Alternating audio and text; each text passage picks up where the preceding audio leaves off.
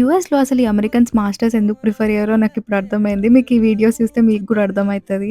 So, యాక్చువల్‌గా నేను board meeting attend అయితున్నా అనమాట. అది గూడా హయాత్ ప్యాలెస్‌లో. So, American Society of Civil Engineering అనే ఆర్గనైజేషన్‌కి మా కాలేజ్ నుంచి నేను మార్కెటింగ్ స్పెషలిస్ట్ అనమాట. And this is Callie. She is the president.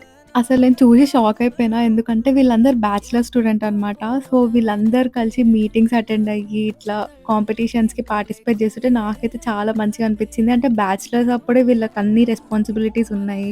So, ఇంకా మధ్యలో ఒక గ్యాస్ స్టేషన్‌లో ఆగి స్నాక్స్ తీసుకొని స్టార్ట్ అయ్యేలోపే ఫుల్ వర్షం పడ్డది. అసలు ముందు ఏ వెహికల్ ఎళ్తుందో కూడా అర్థం కాలే. మా స్టంట్‌లయితే మామూలుగా లేవు ఆ రోజు.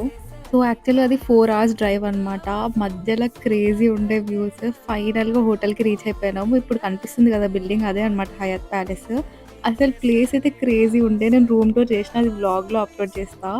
And that's it for part 1. మీకు ఈ వీడియో నచ్చితే సబ్స్క్రైబ్ చేసుకోవడం అయితే మర్చిపోకండి. సో, నెక్స్ట్ వీడియోలో కలుద్దాం. Bye bye.